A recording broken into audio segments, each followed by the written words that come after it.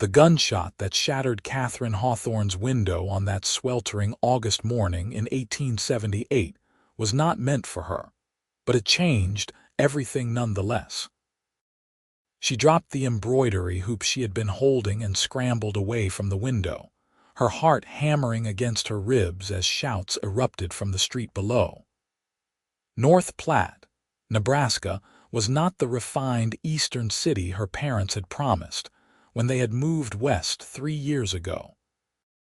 It was dusty, dangerous, and full of men who seemed to think civilization was something you could scrape off your boots along with the mud. Her betrothed, William Garrett, burst through her bedroom door without knocking, his face flushed with excitement rather than concern. "Did you see that?" Thompson finally got what was coming to him. Been cheating at cards for months. Katherine stood slowly, brushing off her pale blue dress, trying to still the trembling in her hands. "A man was just shot in the street, William. Does that not concern you?" He waved a dismissive hand, already turning to leave. "Men settle their affairs the way they see fit out here. You would not understand such things. It is not for a woman's delicate sensibilities." He paused at the door, glancing back at her with that patronizing smile she had come to dread. "I will return this evening. Have your father's cook prepare something decent for once, and Katherine, do try to look more presentable. Your hair is a mess." The door closed behind him before she could respond. Katherine sank onto her bed, feeling the familiar weight of disappointment settle over her shoulders like a heavy cloak. 6 months engaged to William Garrett, the son of the territory's most successful cattle broker, and every day she felt smaller, more invisible. Her father had arranged the match, pleased with the business connections it would bring. Her mother had assured her that all men were somewhat domineering, that she would adjust, but Katherine was not adjusting. She was suffocating. 3 days later, she stood in her father's general store, restocking shelves with tins of peaches and trying not to think about the wedding that loomed just 2 months away. The bell above the door chimed, and she glanced up to see a tall man duck through the doorway, his hat pulled low against the afternoon sun. He was lean and weathered, with several days of stubble darkening his jaw and dust coating his worn leather vest. A cowboy, clearly, though something about the way he carried himself suggested more than just another drifter passing through town. His eyes, a striking shade of gray-green, swept the store before landing on her. "Afternoon, miss," he said, his voice deep and courteous. "I am looking for supplies. Heading out to the Rockingham Ranch for work, and they told me this was the best place in town." Katherine nodded, setting down the tin she had been holding. "We have most everything you might need. How long will you be working there? Signed on for the season, maybe longer if it suits." He approached the counter, and she noticed he removed his hat indoors, unlike so many men who tramped through with no thought to manners. "Name is Dalton Reed. I am new to North Platte, just came up from Colorado. Katherine Hawthorne. My father owns the store."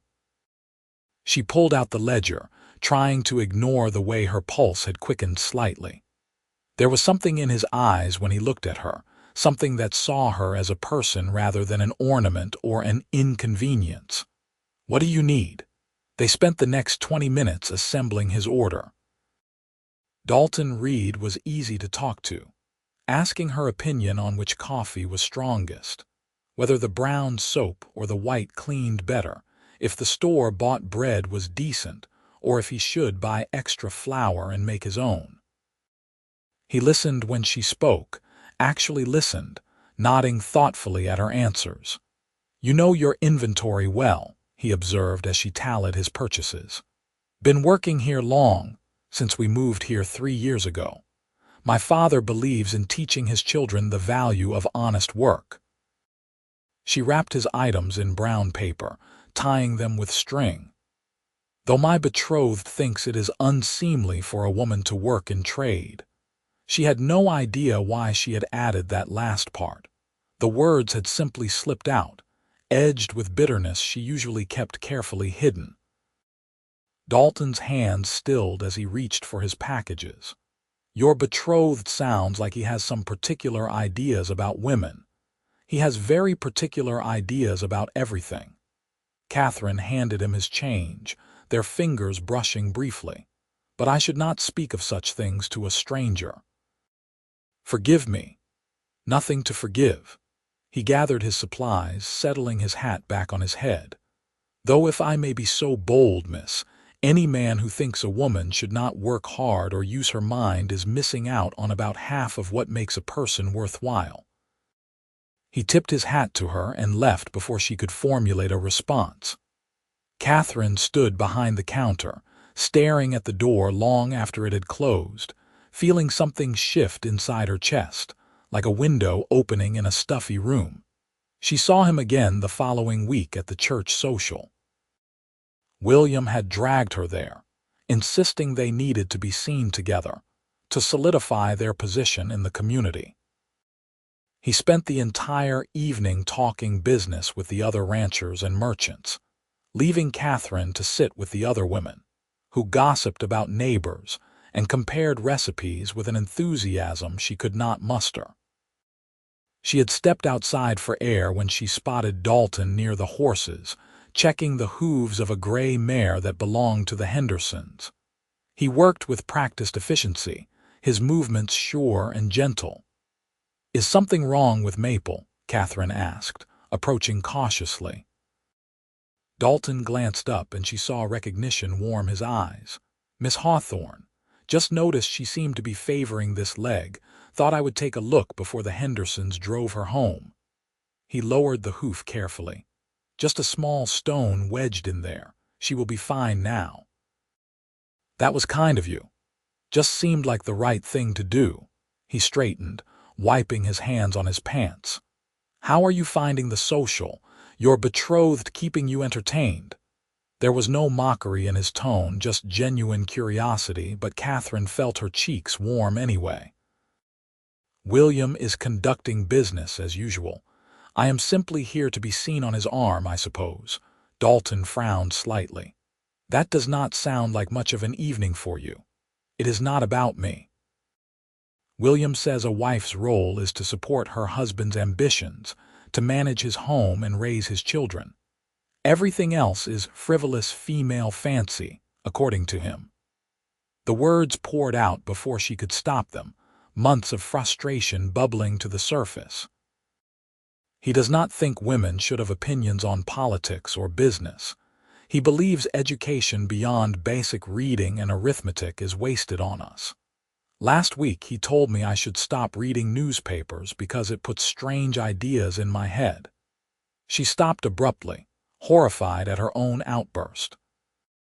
Ladies did not complain about their betrotheds to strange cowboys at church socials, but Dalton did not look shocked or dismissive. Instead, his jaw tightened, and something fierce flashed across his face. "Miss Hawthorne, I do not know you well, and I surely do not have any right to speak on your personal affairs. But I grew up with a mother who could outshoot, outride, and outthink most men I have ever met. She ran our ranch after my father died, made it profitable, raised 3 children, and still found time to read every book she could get her hands on. She taught me that a person's worth has nothing to do with whether they are wearing trousers or a skirt." He took a step closer, and Katherine found she could not look away from his eyes. "What I am trying to say, poorly perhaps, is that any man who thinks women are less than men is a fool. And any man lucky enough to have a woman like you should be thanking God every day for the privilege, not trying to make you smaller to suit his own inadequacies." Katherine's breath caught. No one had ever spoken to her like this, had ever suggested that her feelings mattered, that she deserved more than what William offered. "You deserve equal love, Miss Hawthorne," Dalton said quietly. Not this hollow arrangement where you are expected to fade into the background of someone else's life.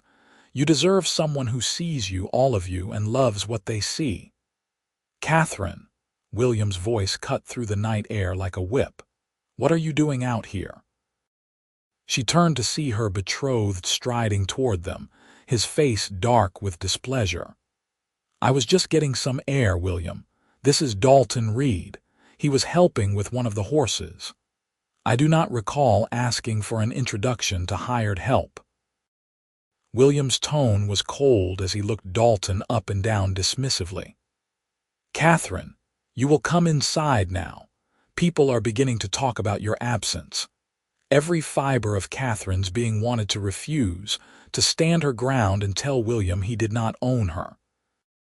But years of conditioning held her tongue, and she found herself nodding meekly. Of course. Good evening, Mr. Reed. As William steered her back toward the church, his hand tight on her elbow, she heard Dalton's voice, low and steady behind her. Evening, Miss Hawthorne. That night, lying in her bed, Katherine could not stop thinking about what Dalton had said. Equal love. The phrase rolled through her mind like a promise, like a dream she had not known she was allowed to have. Over the following weeks, she found herself watching for Dalton whenever she was in town. He came into the store every Saturday for supplies, and they would talk, really talk, about books and ideas and the world beyond North Platte. He told her about growing up in Wyoming, about the wild places he had seen, the different people he had met. She told him about her girlhood in Philadelphia, the schools she had attended, her love of mathematics and literature that William dismissed as unbecoming. You should not have to hide your intelligence, Dalton said one afternoon, as they discussed a recent newspaper article about women's suffrage.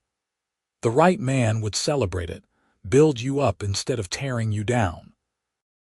William says women voting would upset the natural order of things, Katherine replied, unable to keep the bitterness from her voice. The natural order according to men who are afraid of losing their power, maybe. Dalton leaned against the counter, his eyes serious. My mother always said that any system that requires keeping half the population in chains is not a system worth preserving. I believe she was right. Katherine felt tears prick her eyes. I wish I had known someone like you before I agreed to this engagement. Before I let my father arrange my entire future without considering what I wanted.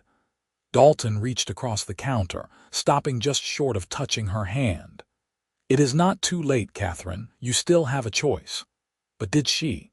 Breaking an engagement was scandalous, potentially ruinous. Her father would be furious. William's family might retaliate against her father's business. And where would she go? What would she do?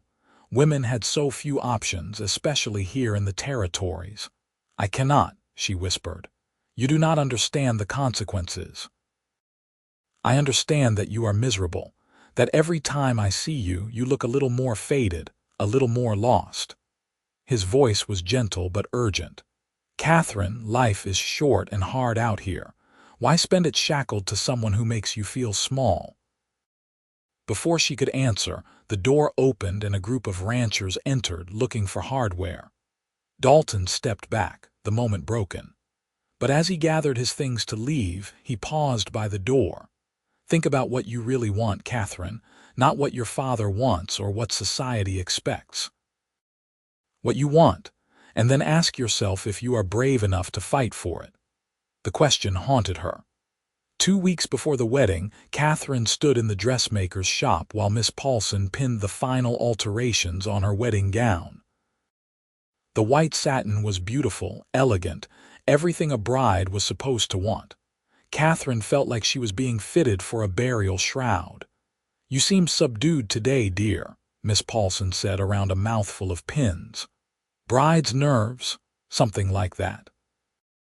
Katherine stared at herself in the mirror. The woman looking back seemed like a stranger, pale and hollow-eyed. That evening, William came to dinner. He was in a particularly expansive mood, talking about the house he had purchased for them, how he had already hired staff, how Katherine would not need to work any more. "You will be a proper lady of leisure," he said, smiling as if this was a gift. "No more mucking about in your father's store. You can focus on more suitable pursuits. Needlework, perhaps, managing the servants. My mother has agreed to teach you her recipes." "What if I want to continue helping my father?" Katherine asked quietly. William's smile hardened. "We have discussed this, Katherine. My wife will not work. It reflects poorly on my ability to provide.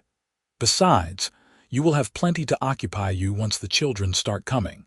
3 or 4 sons, I am thinking. Maybe a daughter eventually, though boys are more valuable, of course." "More valuable?" Katherine set down her fork. "Why would sons be more valuable than daughters? Do not be obtuse, Katherine. It is not attractive." William reached for more potatoes. "Sons carry on the family name, inherit property, run businesses. Daughters are liabilities until you can marry them off. This is simply the natural order of things. I should not have to explain basic facts to you." Katherine felt something inside her crack, like ice breaking on a spring river. "And what about love, William? What about partnership, mutual respect?" He laughed, actually laughed. "Good Lord, Katherine, you sound like one of those suffragist pamphlets. Love is a fairy tale for children. Marriage is a practical arrangement. I provide money and status. You provide children and manage my household. You should be grateful I am even asking your opinion on the china pattern." "Grateful," Katherine repeated, the word tasting like ash in her mouth. "Yes, grateful. You know how many women in this territory would leap at the chance to marry into my family. I chose you because your father's business connections are useful, and you are pretty enough when you make an effort. But you are becoming tiresome with all these questions and moods. After we are married, I expect you to be more agreeable. My mother was right. You have been given too much freedom. That will change." Katherine's father coughed awkwardly, clearly uncomfortable but unwilling to contradict his future son-in-law. Her mother simply looked down at her plate, as she always did when William revealed his true nature. "I need some air," Katherine said, standing abruptly. "Sit down," William commanded. "We are in the middle of dinner. I said I need air." She walked out of the dining room, out of the house, not stopping until she was standing in the street, gulping down the cool evening breeze. Her hands were shaking. Her entire body was shaking. All these months, she had tried to convince herself that William was not so bad, that she could adjust, that this was simply what marriage was. But hearing him lay it out so plainly, reducing their entire future to a business transaction where she was valued less than livestock, where her children would be ranked by gender before they were even born, it was too much. She could not do this. She would not do this. Katherine started walking, not sure where she was going until she found herself at the edge of town, near the boarding house where she knew some of the ranch hands stayed. A few men sat on the porch, playing cards and smoking. One of them was Dalton. He stood when he saw her, concern immediately creasing his face. "Katherine, what happened? I cannot marry him." The words burst out of her, loud and certain. "I cannot spend my life with a man who thinks I am less than human, who wants to lock me away like a doll in a box. I cannot do it, Dalton. I would rather be ruined and free than respectable and dead inside." Dalton came down the steps quickly, guiding her away from the curious eyes of the other men. They walked to a quiet spot behind the building, near where the horses were corralled.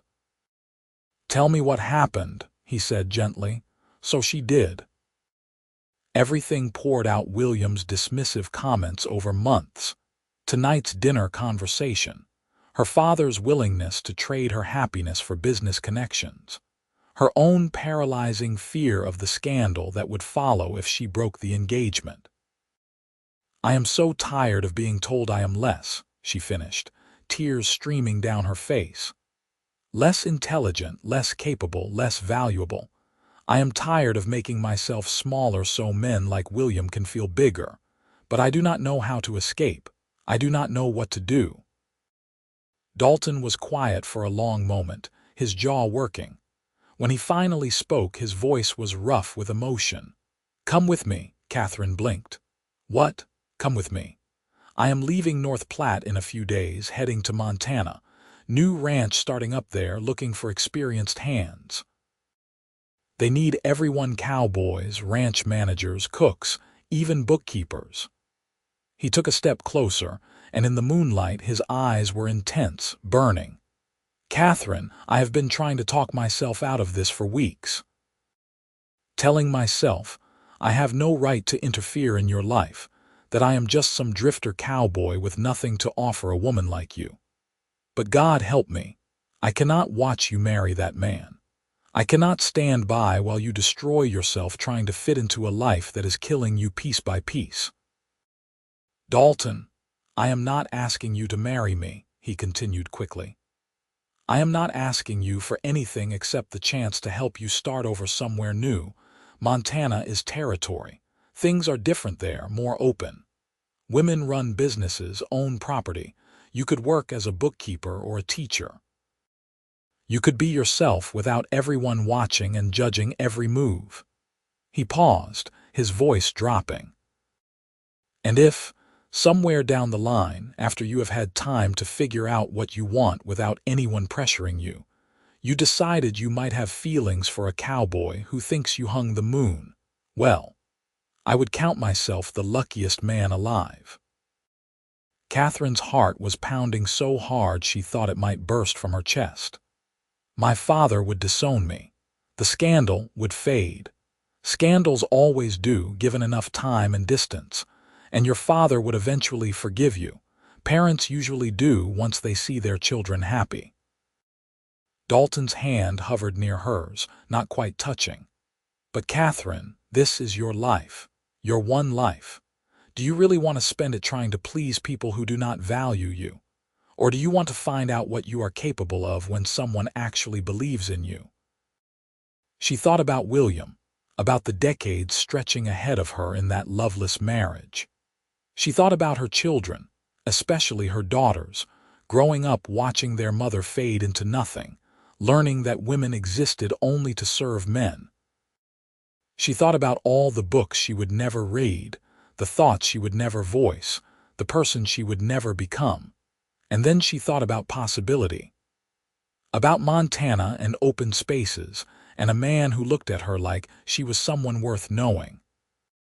About the terrifying, exhilarating freedom of choosing her own path. "When do we leave?" she asked. Dalton's face transformed, hope and relief and something deeper flooding his expression. 3 days. Can you be ready? I will need to pack, leave a letter for my parents. Take some money from my savings." Katherine's mind was already racing, planning. "I will meet you, just tell me where and when." "Dawn, 3 days from now. The old oak tree on the eastern road out of town."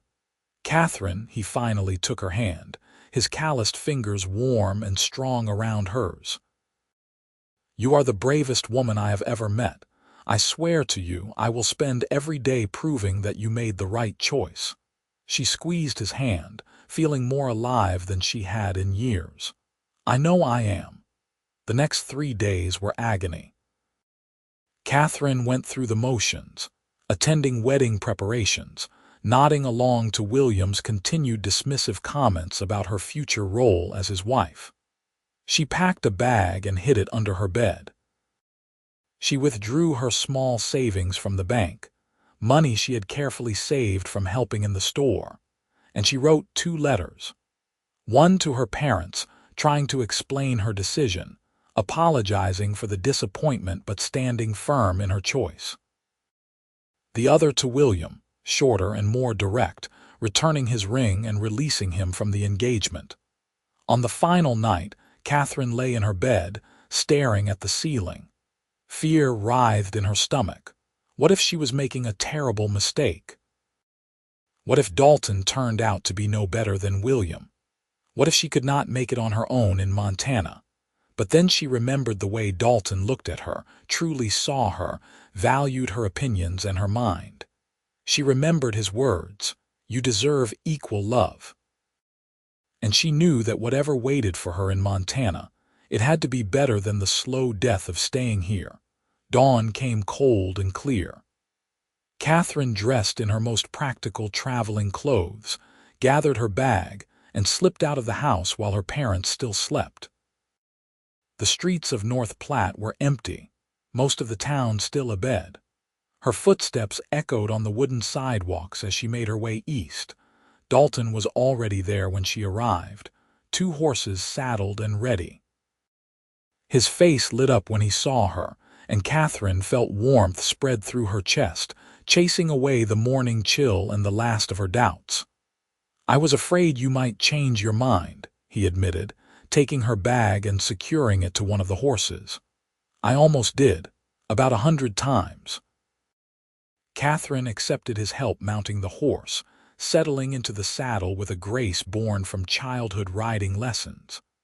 "But then, I would remember William telling me that daughters are liabilities, and my resolve would strengthen again." Dalton swung onto his own horse, a sturdy roan gelding. "Are you ready?" Katherine looked back at North Platte one last time, at the town where she had spent 3 years slowly suffocating. Then she turned forward, toward the rising sun and the unknown road ahead. "I am ready." They rode hard that first day, putting as much distance between themselves and North Platte as possible. Dalton seemed to sense Katherine's need for silence, for time to process what she had done. They stopped only briefly for water and rest, pushing through until the sun began its descent toward the horizon. That evening, they made camp near a small creek. Dalton showed Katherine how to unsaddle and brush down her horse, how to gather kindling and start a fire. He worked beside her, not hovering or taking over when she struggled, just quietly teaching. "I have never done any of this before," Katherine admitted as they cooked beans and coffee over the fire. "I feel quite useless." "You are not useless. You are learning. There is a difference." Dalton handed her a tin plate. "Besides, you have skills I do not have. I would be lost trying to keep books or run a store inventory the way you do. Everyone has something to contribute." They ate in companionable silence, and Katherine marveled at how comfortable she felt. Here she was, unchaperoned with a man she barely knew, miles from civilization, and yet she felt safer than she ever had with William in her father's parlor. "Can I ask you something?" she said as they cleaned their dishes in the creek. "Why did you offer to help me? You barely know me." "You are risking scandal too, you know, taking an engaged woman away from her betrothed." Dalton was quiet for a moment, watching the water flow over his hands. "My sister Emma was engaged once, back in Wyoming, to a man not unlike William Garrett. He belittled her, controlled every aspect of her life. She begged my mother for help, but my mother thought Emma was just being dramatic. She thought all brides got nervous before weddings." His voice went rough. "Emma went through with the marriage. 3 years later, she threw herself off a bridge. Left a note saying she could not live one more day feeling like nothing." Katherine's hand flew to her mouth. "Dalton, I am so sorry. I was 17. I did not understand until it was too late that she was not being dramatic. She was drowning, and none of us threw her a rope." He looked up at Katherine, his eyes bright with unshed tears. "So when I saw you in that store, saw the same desperate look Emma used to get, I swore I would not make the same mistake twice. I would not stand by and watch another bright, brilliant woman destroy herself trying to please a man who did not deserve her." Katherine moved to sit beside him on the creek bank. Without thinking, she took his hand. "You are a good man, Dalton Reed." "I am just a man trying to do better than my past mistakes." He turned his hand to lace his fingers with hers. But I meant what I said, Katherine. I am not expecting anything from you. When we get to Montana, if you want to go your own way, I will help you get settled and then step aside.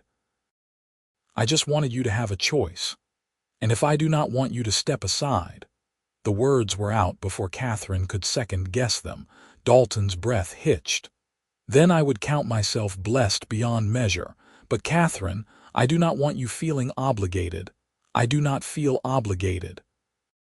Katherine shifted closer, emboldened by the darkness and the magnitude of what she had already risked.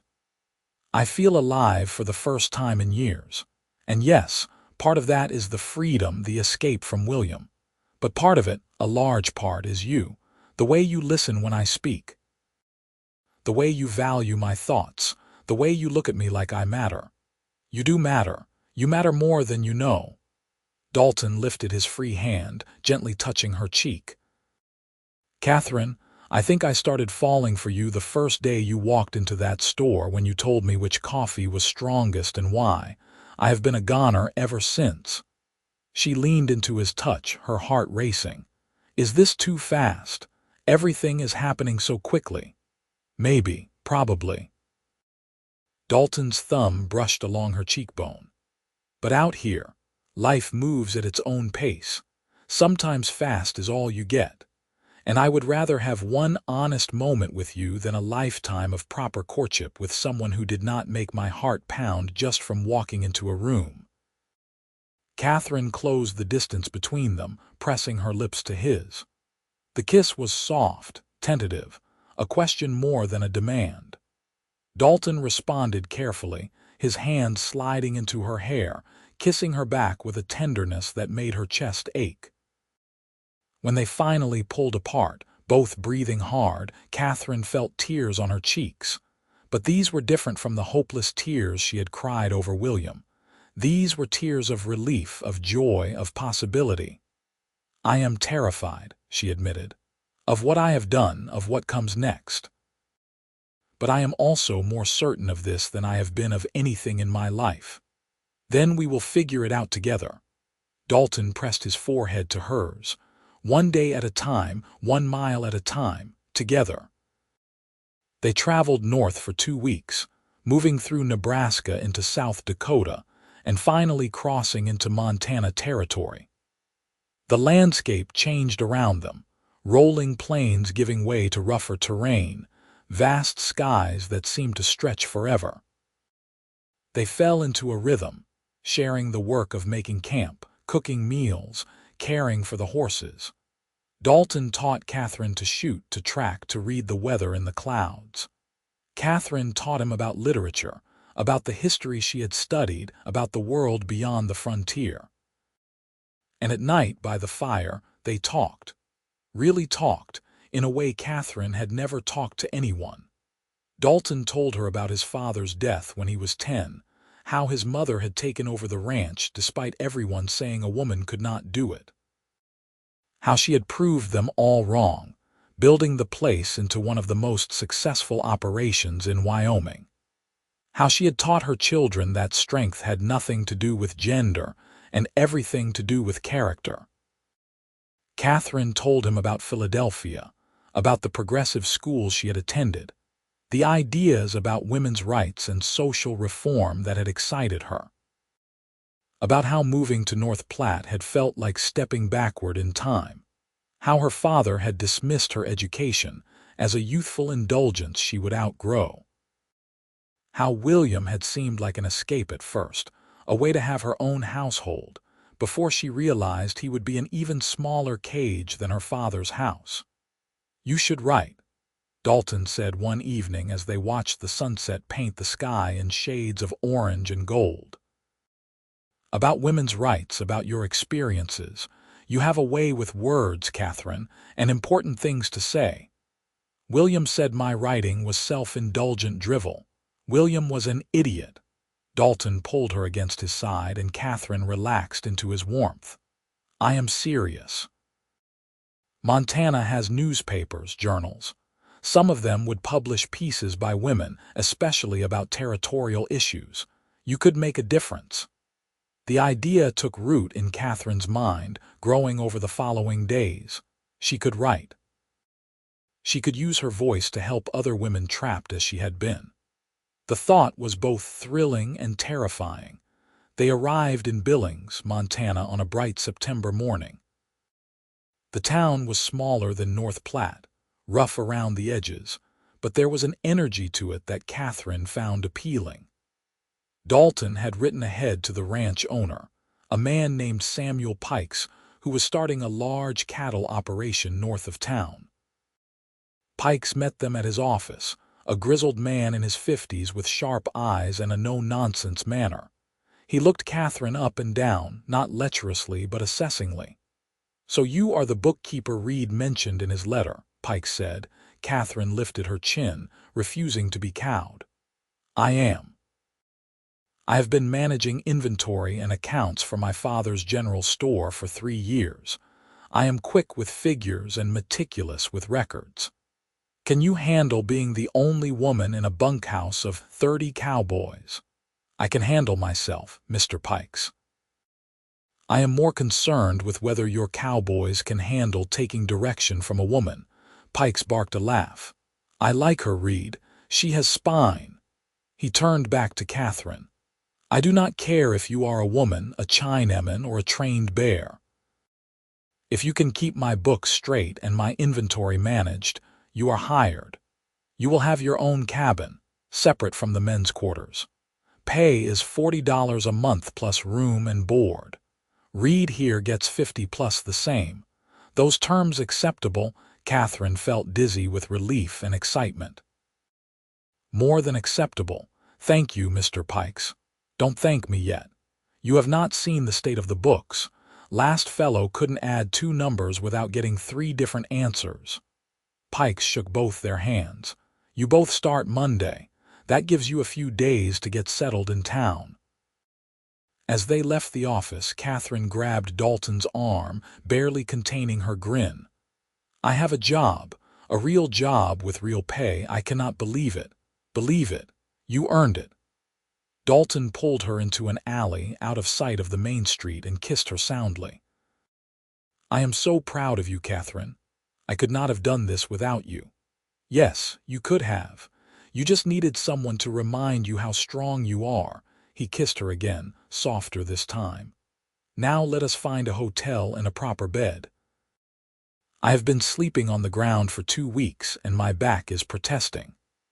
They found a small boarding house run by a widow named Martha Carlson, who asked no uncomfortable questions about their relationship. Dalton took 2 rooms, maintaining propriety, though Katherine suspected the pretense fooled no one. She found she did not care. Let people think what they wanted. She was free, employed, and happy for the first time in her life.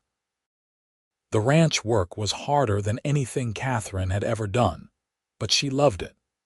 The previous bookkeeper had indeed left the accounts in shambles, and Katherine spent her first month untangling the mess, creating new systems, finding discrepancies that had been costing Pikes money for years. He was so impressed that he gave her a raise after just 6 weeks and started asking her opinion on purchasing decisions. Dalton thrived as well.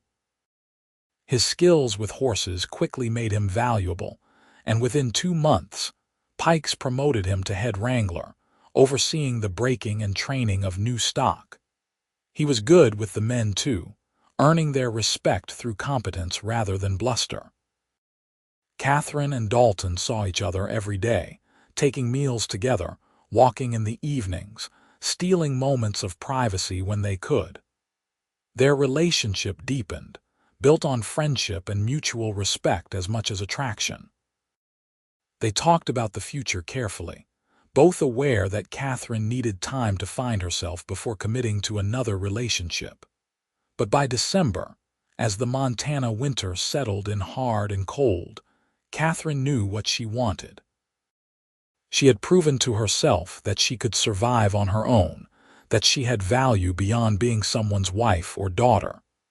And having proven that, she realized that choosing to be with Dalton would not diminish her independence.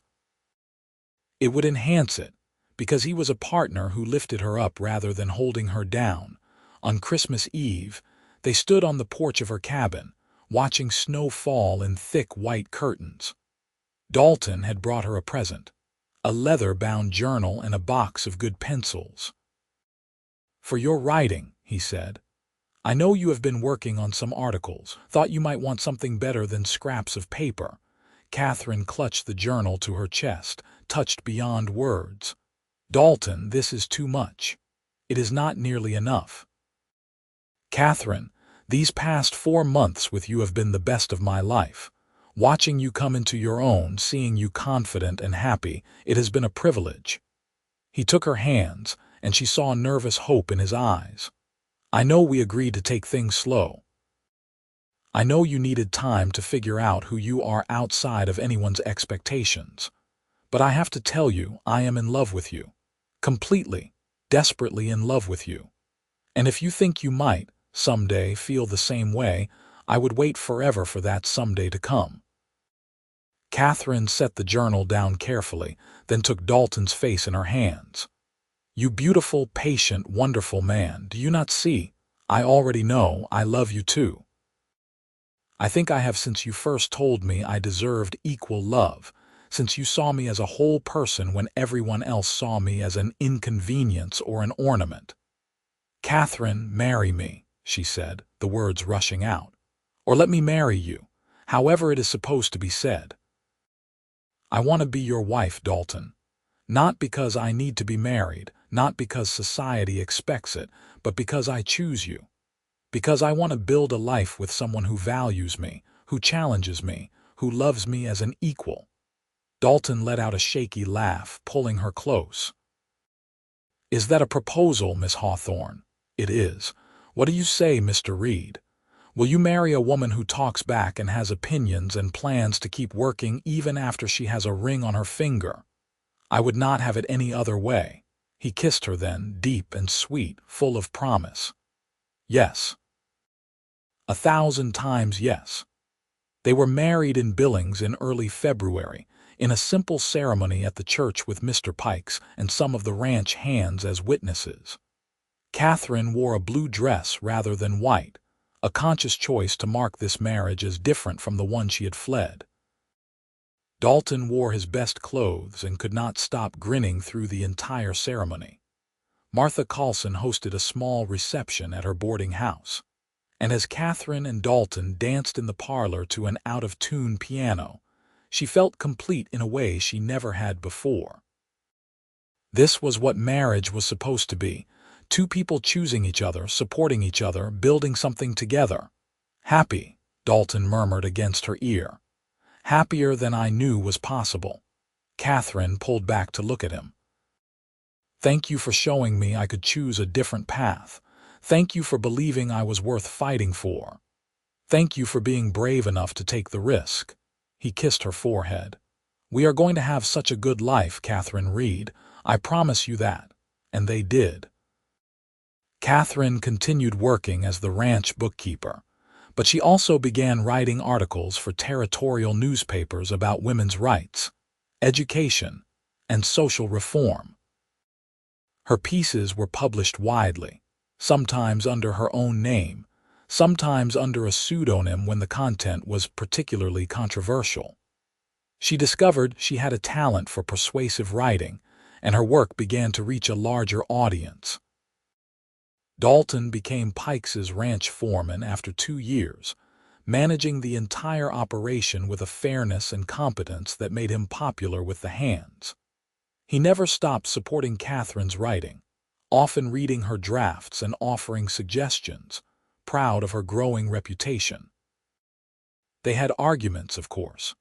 Katherine's temper could flare when she felt dismissed or patronized, old wounds from her time with William that took years to fully heal. Dalton sometimes made decisions without consulting her, falling back on the patterns he had grown up with before catching himself. But they talked through their conflicts, apologizing when they were wrong, working to understand each other better. It was not always easy, but it was real, honest, built on a foundation of mutual respect. In the spring of 1881, Katherine realized she was pregnant. The news brought a complicated mix of emotions. She was excited, but also afraid that motherhood would derail her work, her independence. Dalton sensed her fears and sat her down for a long conversation. "This baby does not mean you have to give up writing or bookkeeping," he told her. "We will figure it out together. Maybe you take a few months off after the birth, or maybe you just work reduced hours for a while. But Katherine, you are not going to disappear into motherhood. I will not let that happen. Our child deserves to know their mother as the brilliant, passionate woman she is, not some faded version of herself." His words eased her fears, and Katherine allowed herself to feel the full joy of the coming baby. Their son was born in November, a healthy boy with Dalton's gray-green eyes and Katherine's stubborn chin. They named him James, after Dalton's father. Motherhood was harder than Katherine expected, but also more rewarding. She loved James fiercely, protectively. And true to his word, Dalton shared the work of parenting, not just helping occasionally but truly partnering with her. He changed diapers and walked the floor with a crying baby and sang lullabies in his rough voice. Other men teased him about doing woman's work, but Dalton ignored them. "This is my son," he told Katherine one evening as he rocked James to sleep. "Why would I not want to be part of every moment of his life?" Katherine went back to work part-time when James was 3 months old, bringing him to the ranch office where she could watch him while managing the books. Pikes grumbled about having a baby in the office but never seriously objected, especially since Katherine's work remained impeccable. 2 years later, their daughter Lydia was born, small and fierce from the start. Katherine took only 6 weeks off this time, eager to return to both her bookkeeping and her writing. She had started working on a book about women's experiences in the frontier, collecting stories from women across the territory. The project consumed her free time, but it felt important, like she was preserving something valuable that might otherwise be lost. By 1885, Katherine and Dalton had saved enough money to buy their own small ranch adjoining Pikes' property. It was modest, just a few hundred acres with a small herd, but it was theirs. They built a house together, Dalton doing the heavy construction while Katherine designed the layout, insisting on a separate room for her writing, a space of her own. The children grew up helping on the ranch, learning to ride and rope alongside their reading and arithmetic lessons. Katherine taught them from books she ordered from back east, determined that they would have the education she had fought so hard to preserve in herself. She taught Lydia that girls could do anything boys could do, and she taught James that girls were not less than boys, that respecting women was not optional but fundamental to being a decent human being. "Tell me about how you and Papa met," Lydia asked one evening when she was 7, as Katherine tucked her into bed. Katherine smiled, brushing hair back from her daughter's forehead. "Your papa saw me when no one else did. He treated me as an equal when the man I was supposed to marry thought women were less than men." "That is silly," James piped up from his own bed across the room. "You are the smartest person I know, Mama. How could anyone think you are less? Some people believe silly things, sweetheart." "But your father, he knew better. He said something to me that changed my life." Katherine's voice softened with memory.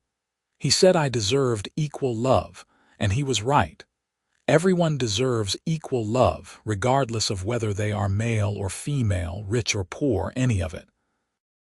Love should lift you up, not tear you down." "Do you have equal love with Papa?" Lydia asked. "We do.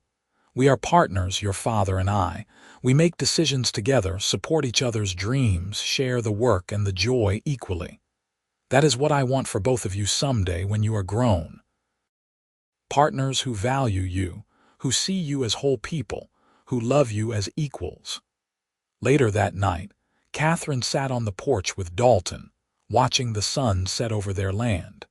He reached over and took her hand, lacing their fingers together as he had done 1,000 times before. "What are you thinking about?" he asked.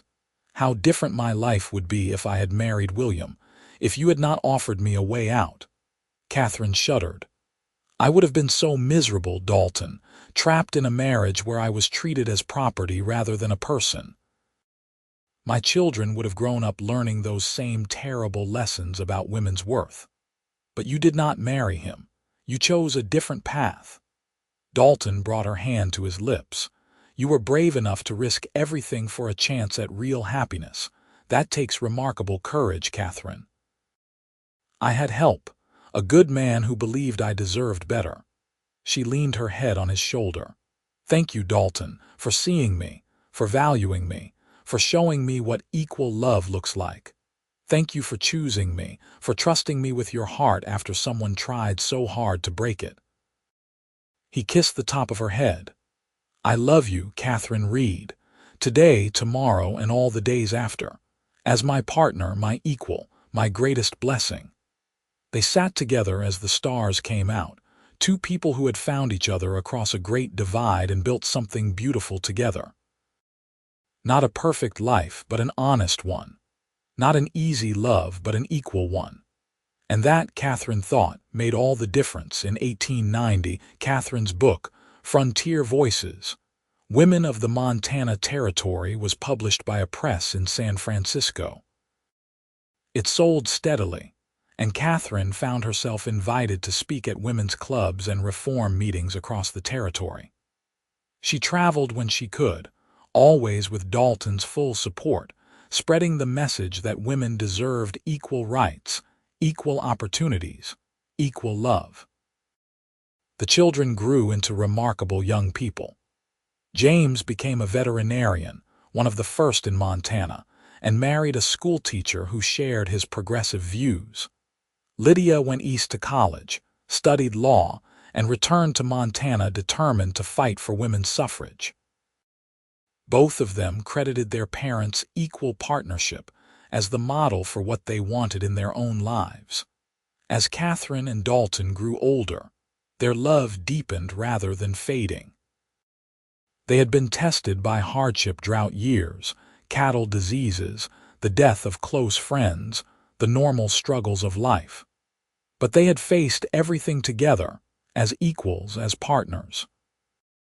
The physical passion that had drawn them together evolved into something richer, more complex, a love built on decades of choosing each other every day, of supporting each other's dreams, of growing together rather than apart. On their 25th wedding anniversary, Dalton gave Katherine a leather-bound collection of all her published articles, beautifully preserved. "So you can see how far you have come," he told her. "So you can remember that scared woman in North Platte who found the courage to claim her own life." Katherine cried reading through them, remembering the journey that had brought her here. From a general store in Nebraska to a ranch in Montana, from a woman who thought she had no choices to one who had claimed every choice she wanted. And through it all, Dalton had been beside her, believing in her, lifting her up, loving her as an equal. "I would do it all again," she told him that night, lying in his arms. "Every risk, every scandal, every hard moment, because it led me to you, to this life, to the person I was meant to become." "I would too," Dalton murmured into her hair. "Every single moment." When Montana women won the right to vote in 1914, Katherine was there, 60 years old and fierce, casting her ballot with tears of joy streaming down her face. Lydia stood beside her, also voting for the first time, and they held hands as they marked their choices. Dalton waited outside the polling place, beaming with pride at his wife and daughter, these strong women he had been blessed to love.